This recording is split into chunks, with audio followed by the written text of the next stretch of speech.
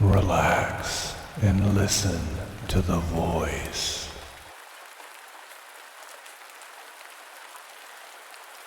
Welcome to the alternate reality reading Halloween special for 2025.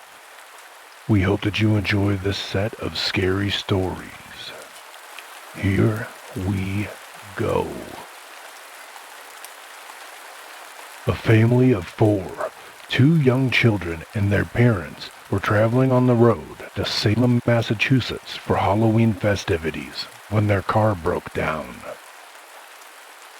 The parents went out to look for help and left the radio on for the kids in case they got bored.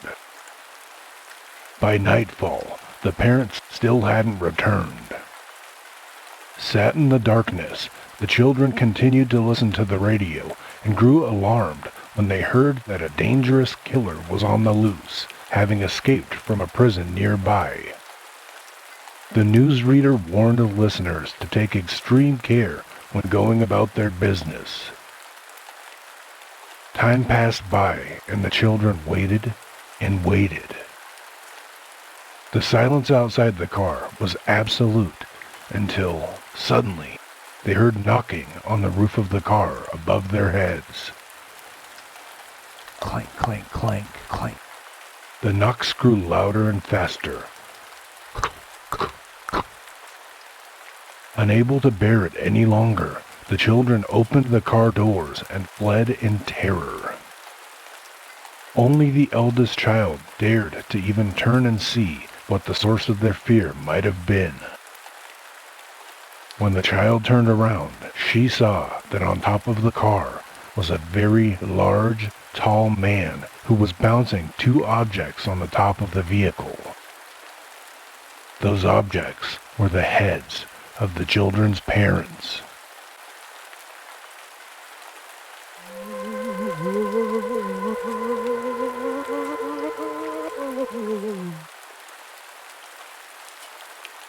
Several teenage girls went for a sleepover at a friend's house, taking advantage of the fact that the parents were away. When they turned out the lights, they started talking about an old man who had just been buried in the nearby cemetery. It was said that he had been buried alive and could be heard scratching at the coffin, trying to get out. One of the girls scoffed at the idea, so the others dared her to go visit the grave right there and then. As proof that she had actually gone, she was to drive a wooden stake into the earth of the grave. The girl left, and her friends lay waiting for her to return. The hours went by, and their friend failed to materialize. The girls lay awake, increasingly terrified and worried for their friend. Morning came, and the girl still had not appeared. So when the parents came back home, they all went down to the cemetery.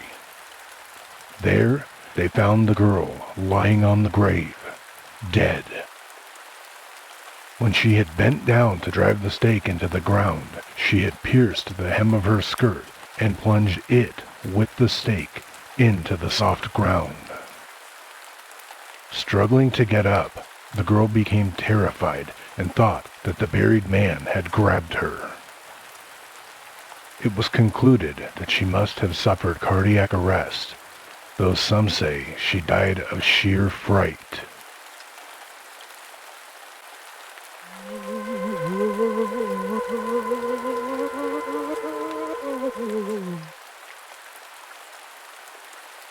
A 7-year-old girl was left with her grandmother in her small apartment while her parents went to the movies. Grandmother and granddaughter had dinner together and chatted for a while. At 10 o'clock, the grandmother picked up her sewing and the little girl turned on the TV. They were sitting companionably together when the grandmother got a terrible thirst and asked her granddaughter to bring her a glass of water. "It's too dark," said the girl. "Don't be scared. Follow the corridor. There's a switch right next to the bathroom door," The girl got up and felt her way along the wall of the corridor, groping for a switch. As she reached the bathroom, she stopped and felt around, only to come into contact with a bony hand that tried to drag her into the bedroom. The girl managed to pull away and ran, screaming and crying, back to her grandmother. After the incident, the girl needed psychological treatment. What happened has never been established, though the grandmother still swears to this day that no one but she and her granddaughter were in the apartment at the time.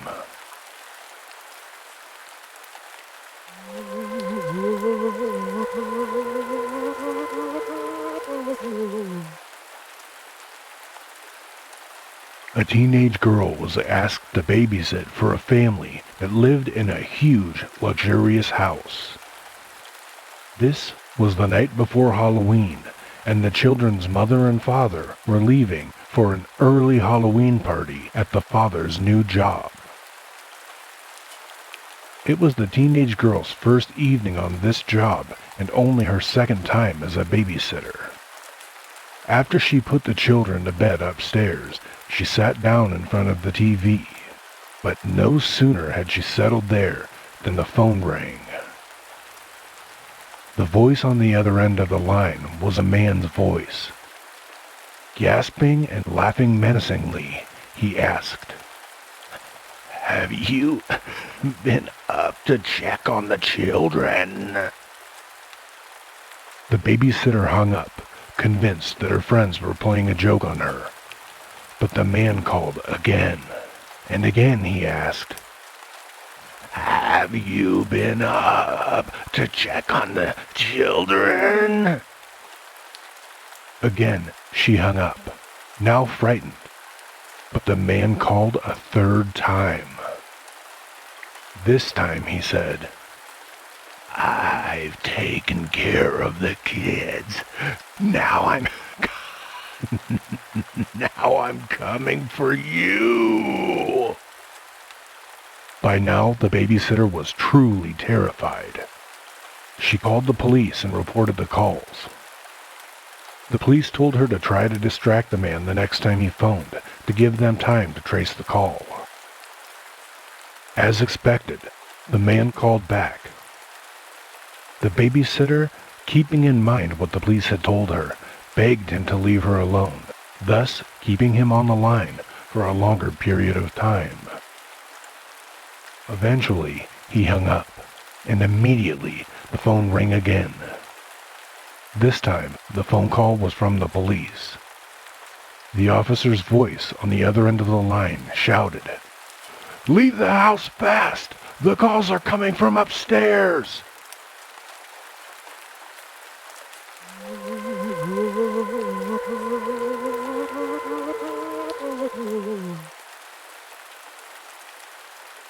Daisy Clark had been in a coma for over a month when the doctor declared her dead.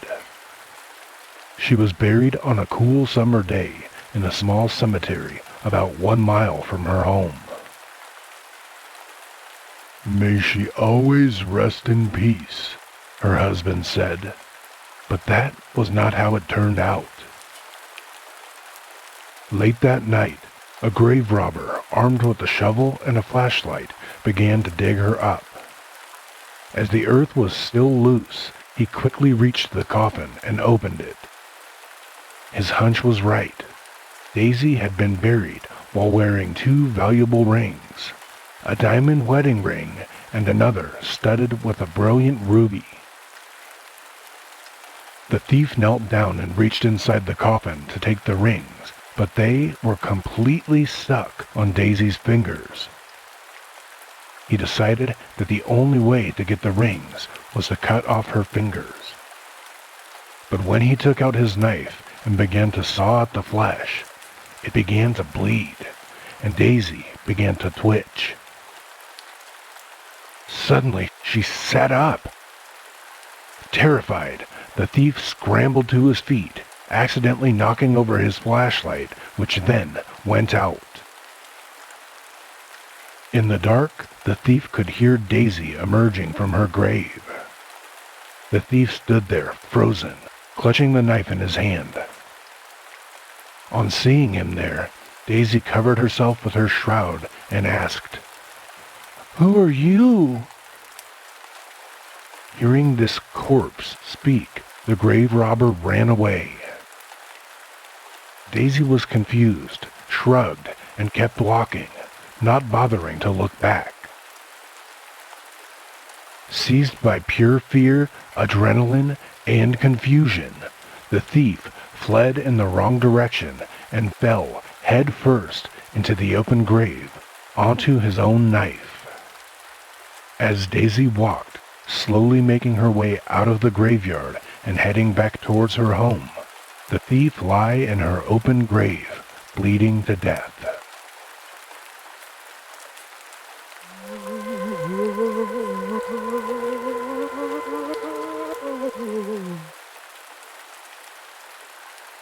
He was a good husband, a good father. I don't understand it. I don't believe in it. I don't believe that it happened. I saw it happen, but it isn't true. It can't be. He was always gentle.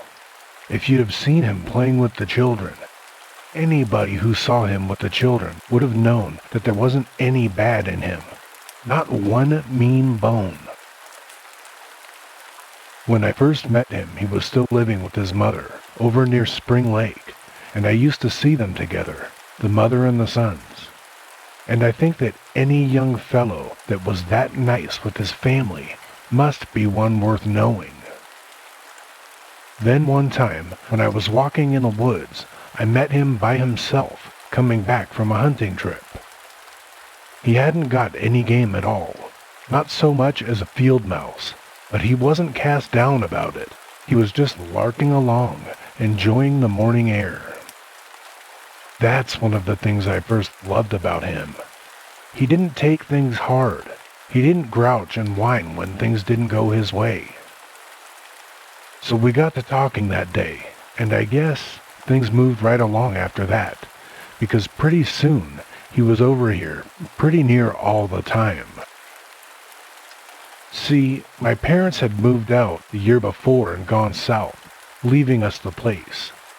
My sister said, kind of teasing but serious, "Well, if he's going to be here every day and half the night, I guess there isn't room for me." Then she moved out, just down the way. We've always been real close, she and I. That's the sort of thing that doesn't ever change. I couldn't ever have got through this bad time without my sister. Well, so he comes to live here, and all I can say is, it was the happiest year of my life. He was just purely good to me, a hard worker and never lazy, and so big and fine looking. Everybody looked up to him, young as he was. Lodge meeting nights, more and more often, they had him to lead the singing.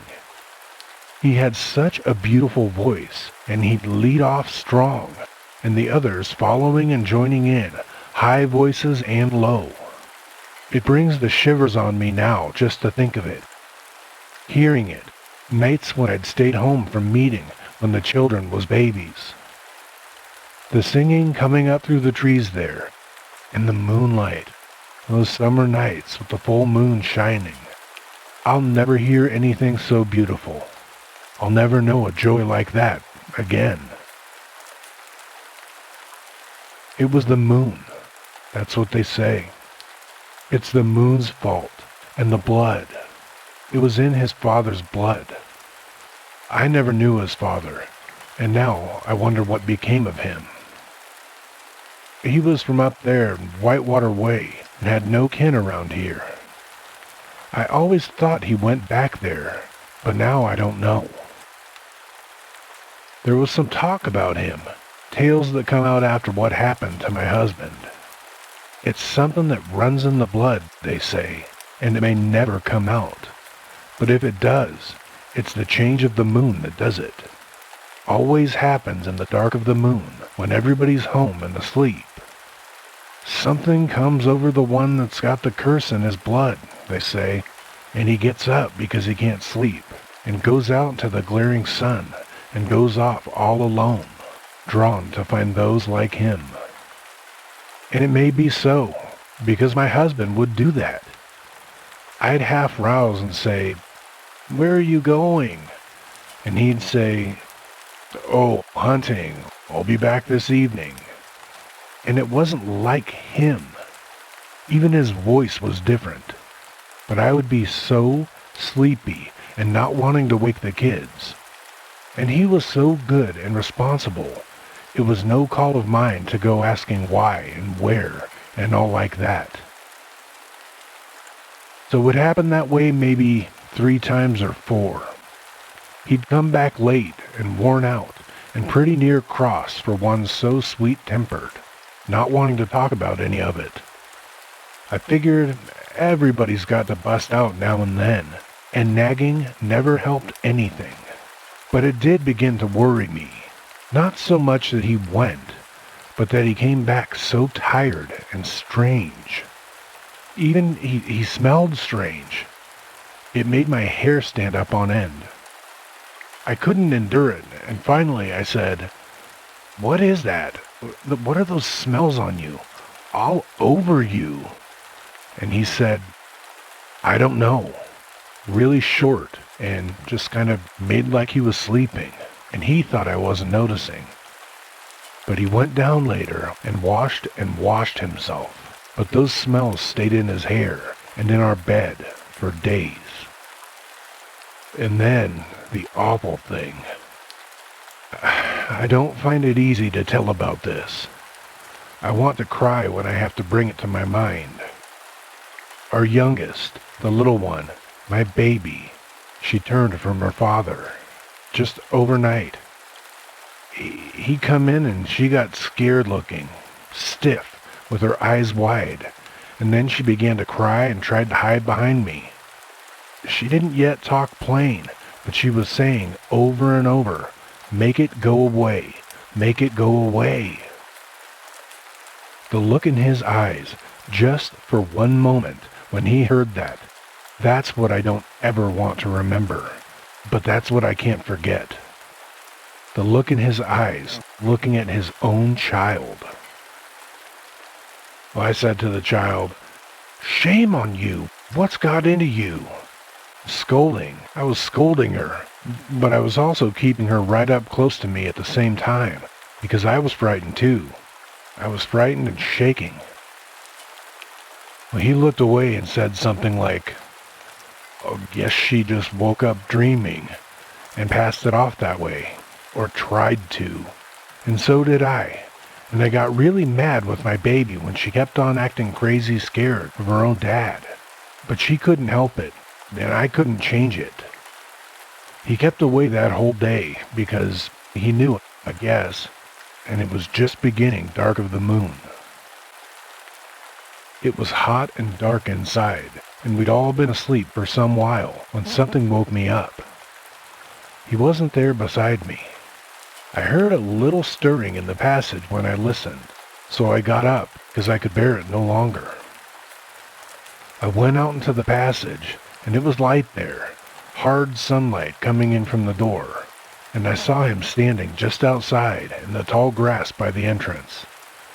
His head was hanging. Presently, he sat down, like he felt weary, and looked down at his feet. I stood there, still, inside, and watched. I didn't know what for. And then I saw what he saw. I saw the changing. In his feet it was, first. They got long. Each foot got longer, stretching out. The toes stretching out, and the foot getting long and fleshy and white, and no hair on them. The hair began to come away all over his body. It was like his hair fried away in the sunlight and was just gone. He was white all over then, like a worm's skin, and he turned his face. It was changing while I looked. It got flatter and flatter, and his mouth got flat and wide, and the teeth grinning flat and dull, and his nose was just a knob of flesh with nostril holes, and the ears gone, and the eyes gone blue, blue with white rims around the blue, staring at me out of that flat, soft, white face. He then stood up on two legs. I saw him. I had to see him. My own dear love turned into the hateful one. I couldn't move, but as I crouched there in the passage, staring out into the day, I was trembling and shaking with a growl that burst out into a crazy, awful howling, a grief howl and a terror howl. And the others heard it, even sleeping, and woke up. It stared and peered, that thing my husband had turned into, and shoved its face up to the entrance of our house. I was still bound by mortal fear, but behind me the children had waked up, and the baby was whimpering. The mother anger came into me then, and I snarled and crept forward. That man thing looked around. It had no gun like the ones from the man places do, but it picked up a heavy, fallen tree branch in its long white foot and shoved the end of that down into our house at me. I snapped the end of it in my teeth and started to force my way out, because I knew the man would kill our children if it could. But my sister was already coming. I saw her running at the man with her head low and her mane high, and her eyes yellow as the winter sun. It turned on her and raised up that branch to hit her, but I come out of the doorway, mad with that mother anger, and the others were all coming, answering my call. The whole pack was gathering there in that blind glare and heat of the sun at noon. The man looked round at us and yelled out loud and brandished the branch it held. Then it broke and ran, heading for the cleared fields and plowed lands down the mountainside. It ran on two legs, leaping and weaving, and we followed it. I was last, because love still bound the anger and the fear inside of me. I was running when I saw them pull it down. My sister's teeth were in its throat. Well, I got there, and it was dead. The others were drawing back from the kill because of the taste of the blood and the smell. The younger ones were cowering, and some crying, and my sister rubbed her mouth against her forelegs over and over to get rid of the taste. I went up close because I thought if the thing was dead, the spell, the curse must be done, and my husband could come back, alive or even dead, if I could only see him, my true love, in his true form. Beautiful. But only the body of a dead man lay there, white and bloody. We all drew back and back from it, and turned and ran back up into the hills, back to the woods of the shadows and the twilight, and the blessed dark.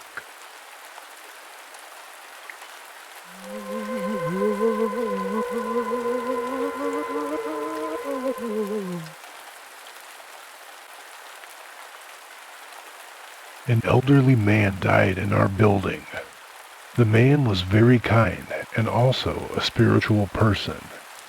Sadly, he didn't have any kids.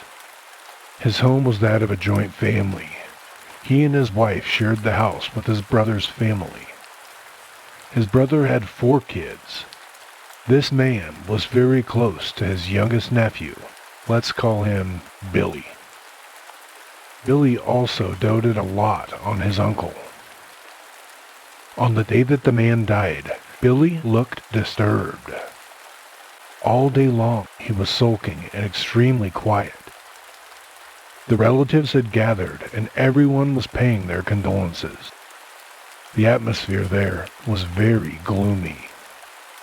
The man's wife and brother were inconsolable, yet Billy was composed and wasn't seen shedding any tears. He was just standing quietly in a corner, having no interaction with anyone at all. Now it was time to carry the body for the last rites. Everyone asked Billy to offer a shoulder, but he just didn't react. He stood there as if he had turned into a statue. After repeated requests and having those requests ignored repeatedly, other relatives chimed in, volunteering to carry the body. As the body was being carried and the party had just reached a few steps away from the house, suddenly Billy started shouting. And when he shouted, he was shouting in his uncle's voice. He began to shout, "I want Billy! I want my Billy!" The cries and hearing the man's voice coming from the young boy's body was absolutely terrifying. It seemed as though he were possessed. Suddenly, in the midst of those cries, he started running towards the nearby well. He continued shouting in his uncle's voice, "I want Billy! I want Billy!" People realized the danger and rushed to contain him, but Billy had become very aggressive. 4 of the adult men grabbed a hold of him and tried to wrestle him to the ground, and he shook them off as if they were nothing but dolls. A few more people rushed in to try and control Billy. It finally took around 8 to 10 men to actually contain him. He was then pushed to the ground and his hands were tied. Billy just went on, continuing to shout in his uncle's voice. A woman ran forward and threw a dish of cold water on Billy. Billy's father ran towards him and began to comfort him. After some time, he regained his composure. He began to talk, and he spoke in the voice of a child. He spoke in Billy's voice. He had no recollection of what had happened, but he began to sob and lament as he just then apparently came to the realization that his uncle had died. Billy sat there on the ground, sobbing, and he finally cried at the loss of his uncle.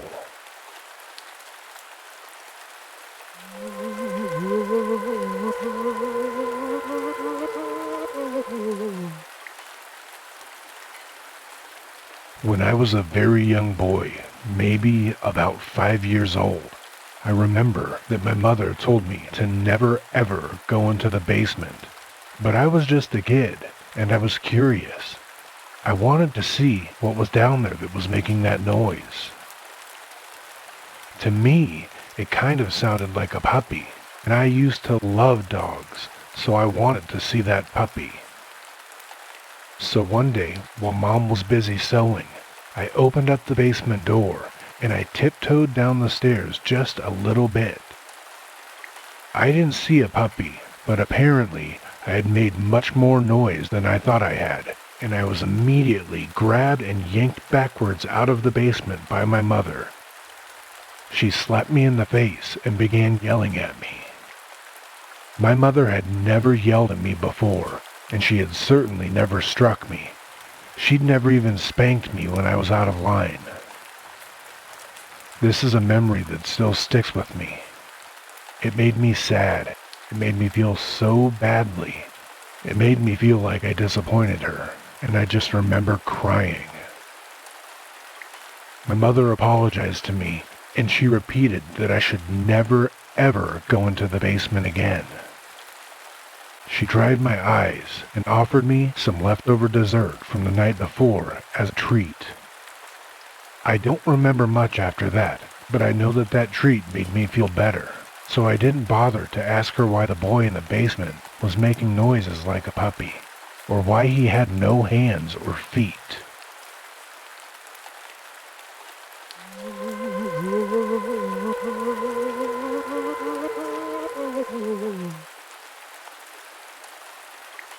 In the early 1800s, there was a man named Bill Quick who made his living hunting and trapping. He lived with his father in an old cabin on the Scioto River near Kenton, Ohio.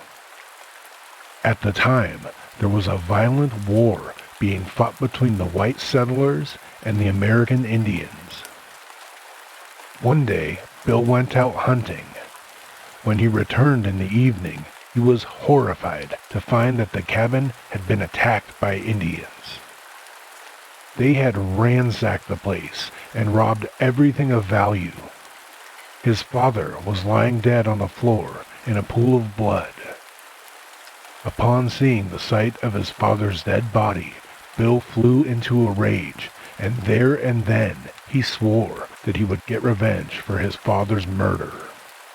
From that moment on, he launched a one-man war against the Indians. He stalked the woods and rivers, searching for Indians and killing any that he came across. Bill didn't care if they were guilty or innocent. He killed indiscriminately. Bill would hide in the trees, watching the Indians, and when they least suspected it, he would throw his knife and stab them in the heart. He would chase them on horseback and shoot them down where they stood.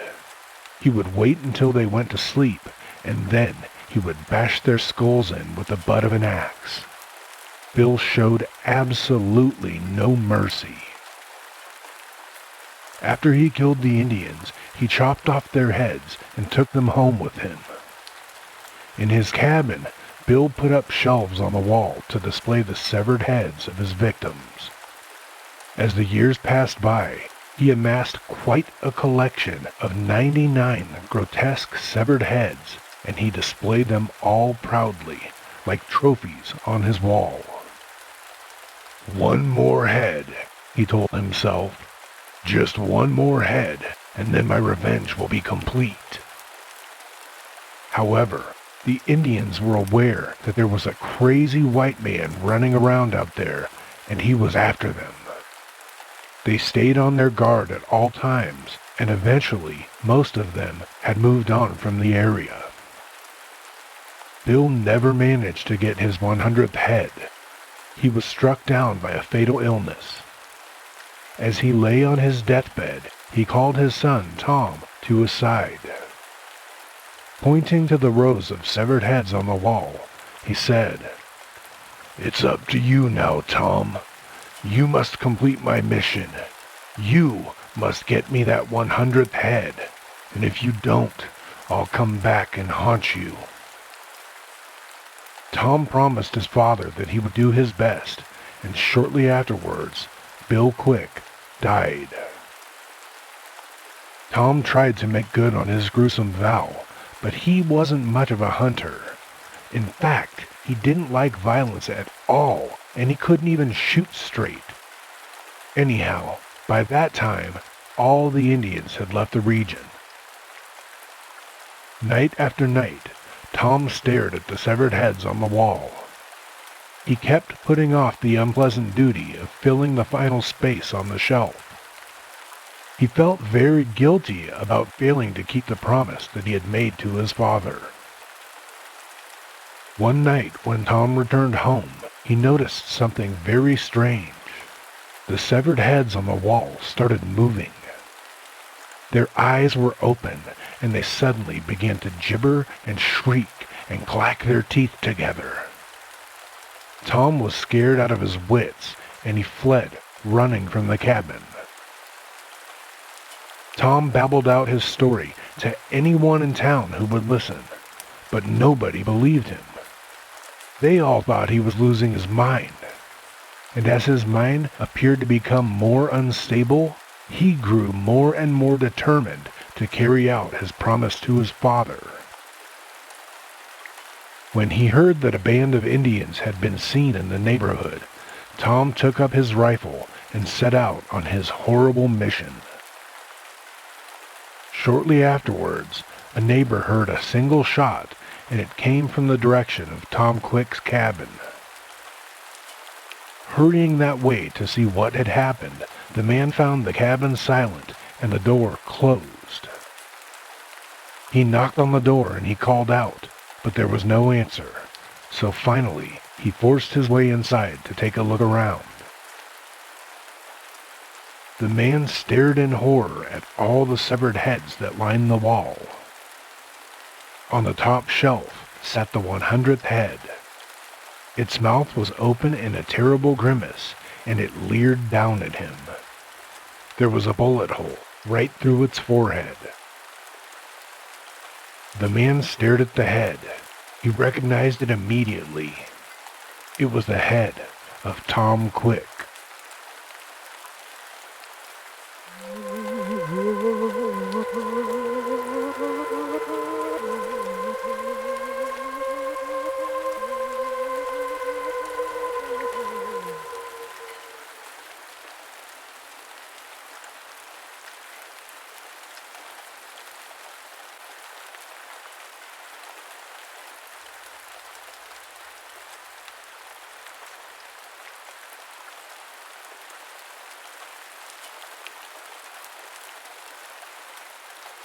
As I finished that last story, I pushed the microphone away from my face, pushed myself back in my chair, and decided to tilt my head upwards and look towards the ceiling.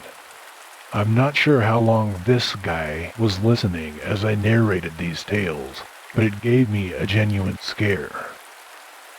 As you can tell from the photograph, this is a pretty large wolf spider. I'm not quite sure how this little beast entered into the studio, but it definitely got in here, and it definitely enjoys scary Halloween stories. Thank you all for listening. We hope that you're safe and that you've had a fun Halloween season. Take care of yourselves out there, and please do everything within your power to have spooky dreams.